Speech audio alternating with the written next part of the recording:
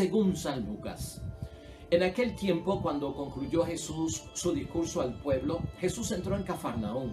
Un centurión tenía un sirviente a quien estimaba mucho, que estaba enfermo, a punto de morir. Habiendo oído hablar de Jesús, le envió uno de unos judíos notables a pedirle que fuese a sanar a su sirviente. Se presentaron a Jesús y le rogaron insistentemente, alegando que se merecía ese favor.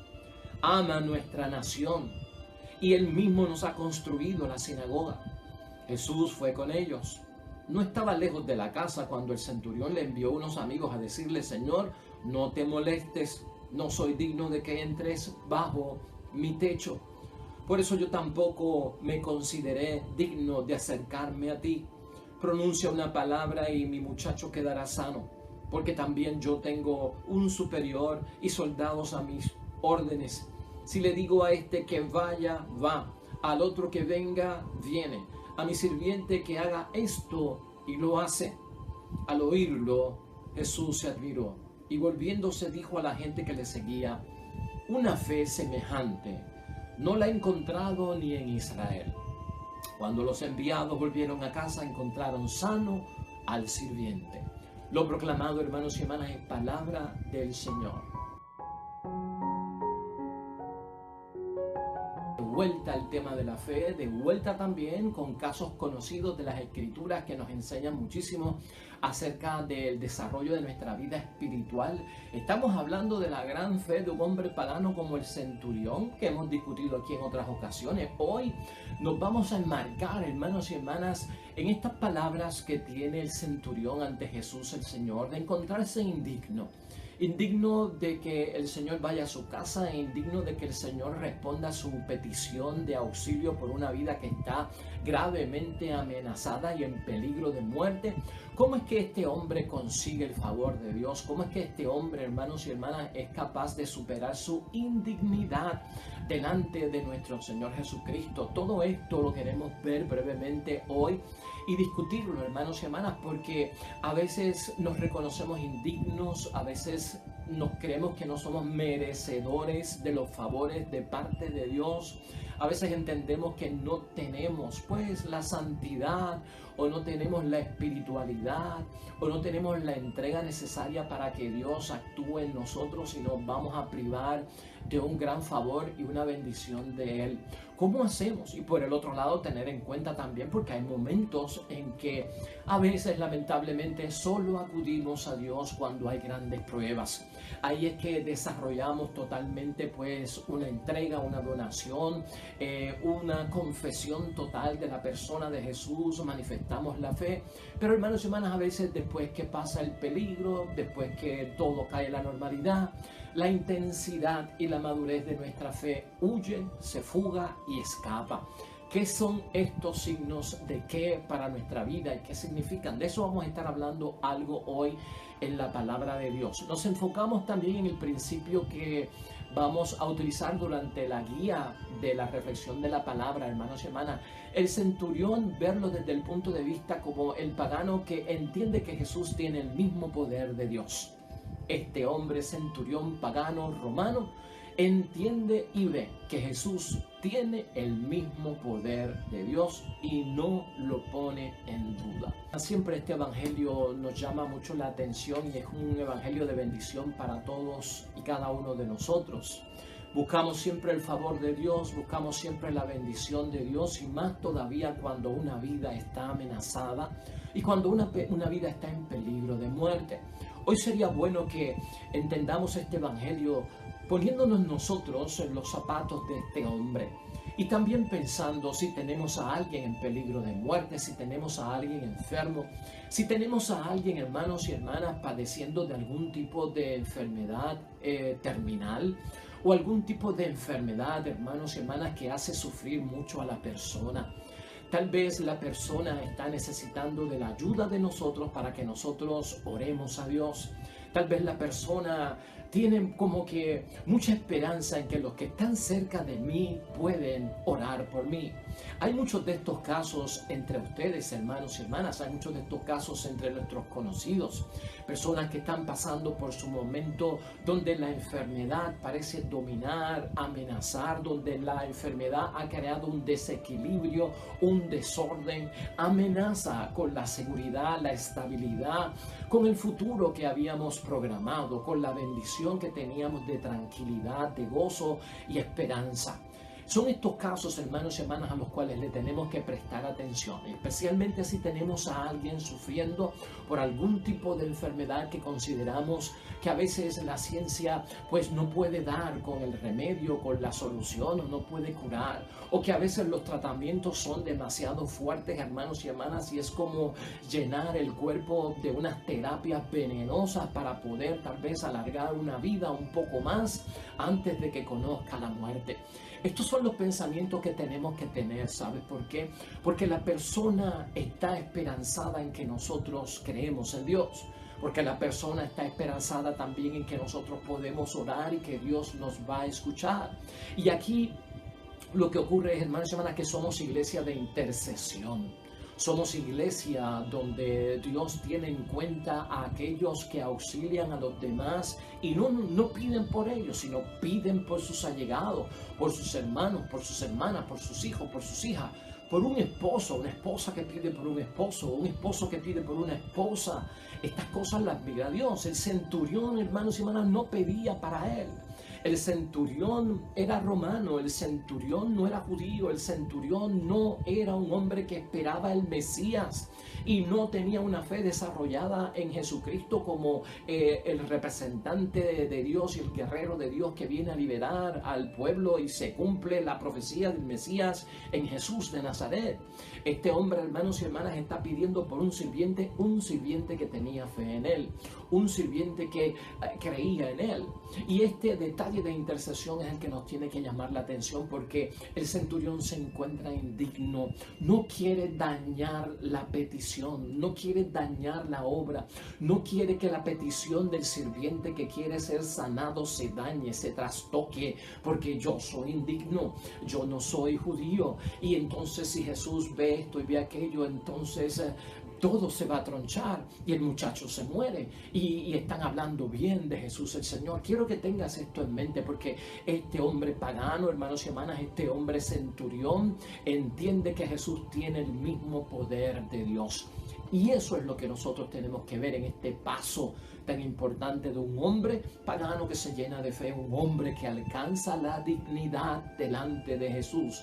Y alcanzar la dignidad delante de Jesús es alcanzar la dignidad delante de Dios.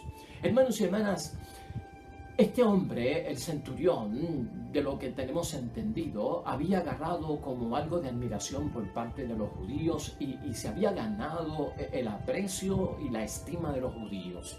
La gente hablaba de él, de este hombre, como que era un hombre bueno. Eso es lo que estamos viendo nosotros en el Evangelio de hoy. Lo estimaban, hermanos y hermanas, y sobre todo porque había aportado dinero o había aportado algún tipo de material para construir la sinagoga. O sea, que tenía algún tipo de afiliación, de relación, de que entendía las cosas judías. Entonces, los judíos lo apreciaban mucho desde ese punto de vista.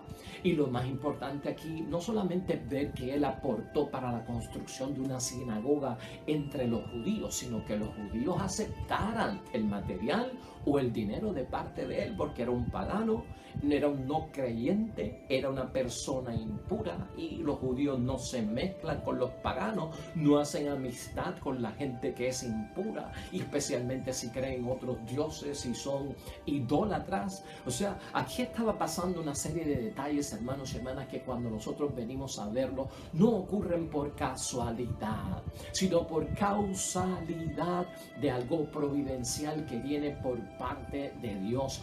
Y esto es bueno que lo veamos porque se van moviendo las fichas alrededor de nosotros, hermanos y hermanas, cuando el milagro va a ocurrir, cuando la oración va a ser escuchada, cuando tú vas a orar por aquel que necesita de tu asistencia y tu cercanía delante de Dios, y porque tú tienes fe, van a empezar a ocurrir una serie de cosas alrededor, hermanos y hermanas, que no lo atribuyas a casualidades, sino a causalidades que vienen por la providencia, por parte de Dios. Y eso es lo que yo quiero que tú vayas viendo en este hombre, hermanos y hermanas. El centurión estaba muy pendiente de los prejuicios de los judíos y los conocía.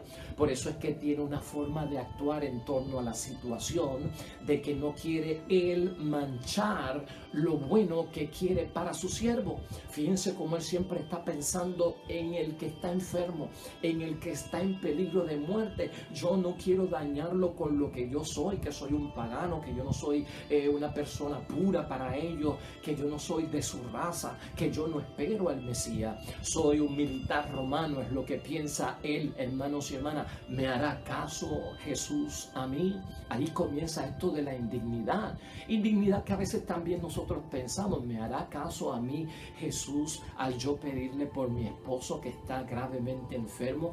¿Me hará caso a mí Jesús al yo pedirle por mi esposa que está gravemente enferma? ¿Por mi hijo, por mi hija, por mi hermano, por mi amigo? ¿Me hará caso a mí? Porque yo empiezo a sentirme que algo de indignidad, porque tal vez no estoy orando como debo de orar, tal vez no estoy leyendo la palabra de Dios y sus salmos como los debo de orar fervientemente, porque no estoy asistiendo con regularidad a los actos litúrgicos, a mi fe, a mi religión, a lo que yo tengo que hacer. No estoy muy activo, estoy medio frío. Estas cosas son las que a veces nos mueven, hermanos y hermanas, y tal vez nos detienen en términos de si somos dignos o no somos dignos de orar por aquellos que necesitan la ayuda nuestra, en términos de la oración que podemos presentar por ellos para aliviar su situación y buscar esa bendición por parte de Dios. El centurión, hermanos y hermanas, cuando se pregunta en su mente, estimamos y presumimos, no me hará caso, decide enviar ese grupo de amigos que él conoce, que son judíos, ¿verdad? Porque él tenía esos contactos, y enviarlo a Jesús como una delegación. Vayan ustedes y díganle que vayan y hagan esto, porque el muchacho está enfermo y está pues en peligro de muerte. Ustedes que son judíos, ustedes que son de la raza de él, ustedes que lo conocen y son sus amigos. O sea, él busca la forma, hermanos y hermanas, estamos viendo, de no manchar lo bueno que pueda ocurrir aquí con su presencia, que encuentra que es indigna. Él se inquieta en segundo lugar, hermanos y hermanas. Vemos una cierta inquietud por parte de este hombre. ¿Acabará Jesús, hermanos y hermanas, por ir a la casa de un pagano, se podría preguntar él, y mancharse conmigo, que soy un impuro? Todo esto está pasando por la mente de este hombre. Acabará por venir, vendrá a la casa, se atreverá a venir, y si no viene, el muchacho no se sana, y si me ve con todo el reglamento que tienen los judíos, pues a lo mejor ni se va a acercar. Que Jesús no venga. Ese es el tercer punto que pone el centurión. Él empieza a decir como que Jesús no venga a mi casa. Es mejor que no venga. Y queda en eso, hermanos y hermanas. Se siente tan indigno que mejor es que él desde allá ore. Y como él tiene ese poder que viene por parte de Dios, el muchacho va a quedar sano. Lo que yo no quiero es dañar esto, que no venga ni a mi casa, que no se manche. Piénsalo por un momento, hermanos y hermanas. El proceso de recuperar la fe y el proceso de hacerse digno, el centurión mira cómo va corriendo. Y ese proceso es el que yo tengo que entender, y ese proceso es el que yo tengo que ver, y ese proceso es el que yo me tengo que meter. Cuando yo siento que estoy intercediendo por un hermano o una hermana, hermano y hermana en la fe, que necesita de mi oración en medio de una situación o una prueba que requiere sanidad, en medio de una enfermedad terminal, grave, seria, que amenaza con la vida o es de peligro de muerte. Mira ese proceso, hermanos y hermanas. Ese proceso es el que va sanando al centurión. Ese proceso es el que va haciendo digno al centurión, el que le va dando la pureza. porque Él mismo va cayendo en su realidad. Y sin darse cuenta, hermanos y hermanas, está ocurriendo la obra, no solamente de la sanación que va a haber en esta persona, sino en el mismo centurión, para que llegue un momento en el cual Jesús lo va a admirar. Otros hermanos y hermanas, en el caso que nosotros estamos tocando hoy, hubiesen deseado ser tocados y ser visitados por Cristo mismo. Por eso es que algunos hermanos y hermanas veían a Jesucristo como un curandero y era necesario que no obrara de lejos, sino que muchos exigen ser tocados, porque el que mira a Cristo como curandero, el curandero, hermanos y hermanas, cura por ungüentos, por medicamentos, por mejunjes, ¿no? Por tratamientos, por masajes, tocando el cuerpo. No es que haya nada malo con eso, porque hay masajes muy buenos para el cuerpo que nos sanan. Hay unas mezclas de medicinas naturales con ciertas hierbas, con ciertos alimentos o productos de las abejas, como la miel, que son de beneficio para todos nosotros, con ciertas frutas que son medicinales. No estamos hablando de eso, hermanos y hermanas. Sí, hay unos tratamientos muy buenos, pero lo que estamos hablando es en el caso de hoy específicamente, cuando algunos lo que quieren es que el encuentro sea personalmente con Cristo y que les toque personalmente Cristo. A veces es algo mental, hermanos y hermanas, de ver a Cristo como un curandero, porque entonces si no me toca, no seré sanado. Si no está Él presente, será como si nada hubiese ocurrido. El centurión, hermanos y hermanas, comprende que Jesús tiene el mismo poder de Dios y no es un curandero. Ahí empieza a obrar la fe. Porque Él va haciendo el proceso de la fe desde creer que él no es digno de que el Señor venga a su casa, pero una palabra de Él bastará para sanarlo. Y ya entonces la fe empieza, hermanos y hermanas, a salir. Ya la fe empieza a abrir las puertas de la bendición en este hombre para que desde él se transmita la petición y llegue hasta la sanidad que se le va a dar al siervo que está enfermo. Y entonces el centurión, hermanos y hermanas, comprende, y esto es lo que todos debemos de comprender, y esto es lo que debe de comprender también un enfermo, que Jesús tiene el mismo poder de Dios. No hace falta que vaya el enfermo a donde está Jesús. No hace falta que vaya el enfermo a donde está Jesús, o que Jesús vaya donde está el enfermo para que de alguna forma que quede sanado. No es difícil para Cristo dar una orden. Piensa Él en su mente, fíjate cómo va elaborando una fe, hermanos y hermanas, grandísima. No hace falta que Él venga, no hace falta que yo lleve al enfermo porque estamos en una emergencia, estamos en una situación difícil. Él dará una orden porque Él tiene el poder de Dios, y aunque sea desde lejos, a una vida que está en peligro y a una vida que se está acabando, Él tendrá piedad. La compasión de Cristo envuelve nuestra fe, hermanos y hermanas, para ver que el milagro va a ocurrir. Y no solo el enfermo tiene que tener eso en mente, sino también aquel que auxilia, que cuida, que media, que ora, que intercede por el enfermo. Tenemos que estar conscientes de esto, hermanos y hermanas. La misericordia, la compasión de Cristo siempre será grande. Dentro del debate de si soy digno o no soy digno de orarle a Dios por esto y lo otro, hermanos y hermanas, Cristo supera muchas cosas, como hemos visto aquí, ante una vida que está amenazada. Tú ten eso siempre como elemento constitutivo de tu fe. Y si en esta hora y en este momento tienes a alguien enfermo, recuerda que si tú tienes fe, Dios está ahí. El Hijo de Dios está ahí. el Espíritu Santo de Dios está ahí, porque una vida en peligro es importante para Dios. Una vida amenazada, hermanos y hermanas, es importante para Dios. Por eso se sacrificó Cristo en la cruz, porque somos importantes, porque no somos poca cosa, porque al estar heridos, lastimados, enfermos, débiles, sin fuerza, Cristo nos mira, hermanos y hermanas. Y entonces ahí empieza a haber una unión de parte de lo divino con lo humano acá, hermanos y hermanas, hasta que el milagro se da, porque hay cosas que nos atraen a nosotros hacia Dios y hay cosas que de nosotros atraen a Dios en medio de esta situación, y por eso podemos orar por nuestros hermanos enfermos. Fíjate cómo va obrando aquí el hacer digno a este hombre. Fíjate cómo va obrando aquí el crecimiento de la fe. Muchos se acercan, hermanos y hermanas, o se acercaban a Jesús buscando, pues tal vez un milagro de repente, un milagro con una fe muy grande. ¿Qué es lo que tenemos que tener cuidado?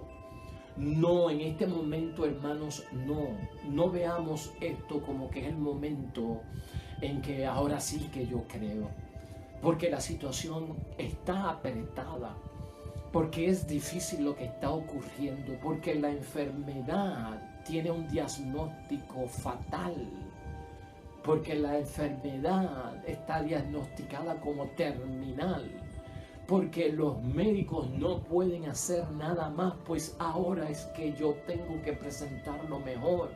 Pues hermanos y hermanas, cuidado ahí. Ahí es que tenemos que tener mucho cuidado, porque a veces ponemos nuestro mejor momento de fe cuando las cosas son más difíciles. Se supone que siempre tengamos el mismo nivel de madurez en la fe, estén las cosas apretadas o estén sueltas, hermanos y hermanas. Estén las aguas al punto de desbordarse o estén las aguas en el justo balance de su nivel. Siempre mantén la fe en la misma altura, hermanos y hermanas, ante Dios. No importa, ¿no?, los alcances y los niveles o los desniveles que estén pasando las pruebas en mi vida. A veces, hermanos y hermanas, una manifestación súbita de repente de la fe no es garantía para Cristo de que estas personas que ahora en este momento difícil presentan tanta fe tendrán y darán una garantía de que algún día van a asumir la cruz, o que se darán cuenta y se unirán al ministerio del Cristo crucificado, del Hijo crucificado. La fe tiene que ser tan profunda, hermanos y hermanas, que en las buenas y en las malas yo esté dispuesto a ir a la profundidad y cargar con la cruz. Algunos reciben la bendición en momentos difíciles y luego se olvidan y se van.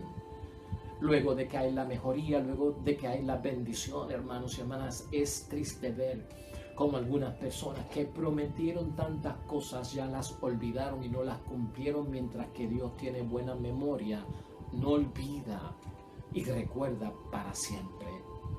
Estas cosas son las que tenemos que tener en mente, porque esto es lo que a veces nos hace indignos y esto es lo que a veces aleja de nosotros la gran bendición.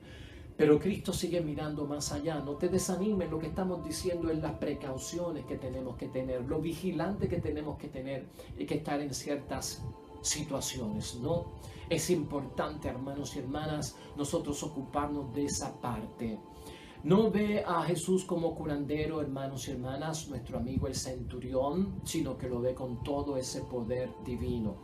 Y su camino a la dignidad va recurriendo, hermanos y hermanas, sin darse cuenta, cuando tiene la preocupación por su siervo, cuando habla con los judíos, cuando llama a Jesús y habla con Jesús y no exige su presencia personal, sino que desde lejos, Señor, puede sanarlo. ¿Cómo viene esa superación de la indignidad, hermanos y hermanas, de parte del centurión? ¿Cómo alcanza la fe para que Jesús lo admire y diga que no ha visto en Israel una fe como la de este hombre? ¿Y cómo puede este hombre, hermanos y hermanas, echar a un lado esa indignidad y ganarse la dignidad? Para ganarse la dignidad estamos hablando de que hay santidad, de que hay gracia, de que hay pues favor por parte de Dios, admiración de que somos irreprochables, etcétera, etcétera, etcétera, hermanos y hermanas. Vamos a meditar aquí con lecturas de complemento, hermanos y hermanas, y siempre lo que hemos dicho en este caso: ¿por qué puedes orar por tu ser querido o por tu amigo que está pasando por una prueba de enfermedad o de lo que sea grave? Y aunque te sientas indigno, puedes orar porque Él es el que nos hace digno. Ese que tiene el poder de curar a tu esposo o a tu esposa, de sanarlo, de sanarla, a tu hijo, a tu hija, a tu amigo, a tu amiga, a tu padre, a tu madre, a quien sea. Ese es el que tiene el poder de hacernos dignos. Hermanos y hermanas, estás ante quien te puede hacer digno. Y es bueno reconocernos indignos en ese sentido. En la primera carta a los tesalonicenses, hermanos y hermanas, en el capítulo 5, en el versículo 23, mira lo que Pablo dice a los fieles de Tesalónica: que el Dios de la paz los haga santos. Eso es ser dignos y alcanzar la dignidad. Que el Dios de la paz los haga santos en toda su persona, en todo lo que somos. Es Dios el que hace santo. Es Dios el que hace digno. Estamos en la ruta correcta. Que se digne guardarlo sin reproche en su espíritu. Cuando Dios nos guarda del mal, del peligro, del pecado, de la enfermedad, de lo que nos hace indignos. Entonces, que se digne Dios de guardarnos sin reproche, es decir, irreprochables, hermanos y hermanas, sin tacha, sin mancha, en su espíritu, en su alma, en su cuerpo, hasta la venida de Cristo. Pues entonces, hermanos y hermanas, ¿dónde se agarra la dignidad? No soy digno, Señor, de que entres en mi casa y mi esposo está enfermo y estoy orando por él, o mi hija está enferma y estoy orando por él. Dios, órale, que Dios te hace digno. Ora a Dios, Él es el que te da la dignidad importante para nosotros. ¿Quién nos santifica, hermanos y hermanas, si no es Dios? En Primera de Corintios, capítulo 6, versículo 11, hermanos y hermanas, dice que aquel que nos santifica es Dios y que aquel que nos rehabilita es Dios. Eso es volvernos dignos delante de Dios para tener su favor y su bendición y que escuche nuestra petición en nuestra prueba de fuego, o nuestra o de aquel que está bien cerca de nosotros. Quien nos mantiene, hermanos y hermanas, sin mancha, quien nos santifica a nosotros es Dios. Lo hemos visto ya, ¿verdad? Y también en Efesios capítulo 5, versículos 25 al 27. Maridos, esto es hablando de los esposos, amen a sus esposas como Cristo amó a la iglesia y se entregó a sí mismo por ella. Y después de bañarla en el agua y la palabra para purificarla, a través de los sacramentos somos purificados, somos hechos dignos. Tienes bautismo, hermanos y hermanas, dale valor a tu bautismo. Tienes confesión, tienes primera comunión, tienes unción de los enfermos, dale valor a lo que has recibido de parte de Dios, porque eso purifica y nos hace dignos. La hizo santa, pues quería darse a sí mismo una iglesia radiante. Cristo hace a la iglesia santa, o sea que la hace digna, porque quería darse a sí mismo una iglesia inmaculada, una iglesia radiante, sin mancha, sin arruga, sin nada parecido, sino santa e inmaculada. O sea, ¿a quién vamos a acudir, hermanos y hermanas, si no es a Dios mismo para alcanzar la dignidad? O sea, no busques otras cosas para ser digno delante de Dios que no sea someternos a Dios, entregarnos a Dios, creer en Dios, someternos en obediencia a Dios, creer en Dios y seguir a Dios. Es lo importante que nosotros vemos ahí. En Lucas capítulo 21, versículo 36, dice, hermanos y hermanas, por eso estén vigilando y orando en todo momento para que se les conceda escapar. Y ese conceder, escapar, en otras interpretaciones y versiones de la palabra de Dios, dice tenidos por dignos. Para que se les tenga por dignos, ¿verdad? Saliendo de la indignidad, estén vigilando. Vigila, hermanos y hermanas, y tendrás la dignidad de Dios. Mantente orando para que tengas que la santificación y el favor por parte de Dios, para que Dios nos conceda escapar de todo lo que debe suceder y estar de pie ante el Hijo del Hombre, no de espaldas, como que nos fuimos o que ya no queremos ver con Él, sino de pie ante el Hijo de Dios, ante todo lo que sucede. Y la enfermedad es una de las cosas que sucede, porque son pruebas. Ahí también puede ser escapar del error. El error nos hace indignos, escapar de los engaños. El error y el engaño nos hacen indignos. Y entonces esos son los procesos de las grandes pruebas. Entonces, hermanos y hermanas, la dignidad nos viene por acercarnos a Dios y creer en Dios. Ha sido un evangelio de bendición, hermanos y hermanas. Es un evangelio que siempre nos inspira. Hoy lo quise hacer de esta manera, aunque lo hemos visto en otras ocasiones aquí. Sabemos que hay muchas personas enfermas, sabemos que hay muchas personas débiles, buenas personas, hermanos y hermanas, gente allegada a nosotros en el amor de Dios y en la gran familia de Dios, el esposo, la esposa, el hijo, la hija, nuestros amigos, gente amada, la madre, el padre, mucha gente. Por ellos, hermanos y hermanas, ofrecemos hoy esta evangelización y también vamos a orar por ellos en este momento de necesidad.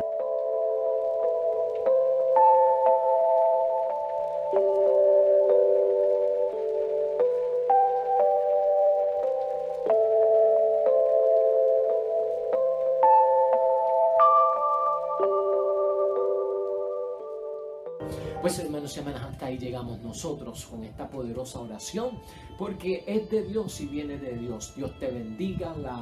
La reflexión ha sido para ti en el día de hoy. Mañana nosotros estaremos aquí nuevamente con otro evangelio y otra nueva meditación. Dios bendiga a los que esperan el reino de los cielos. El Señor esté contigo y con ustedes. Bendición de Dios Todopoderoso, Padre, Hijo y Espíritu Santo, descienda sobre ustedes y permanezca para siempre. Dios les bendiga y mucha salud para estos enfermos y comiencen a hablar ya hoy con espíritu de sanidad y comiencen a pensar aquí adentro de que el Señor ha comenzado a enderezar tu cuerpo y a llenarlo de energía en el nombre de Dios. Amén y amén.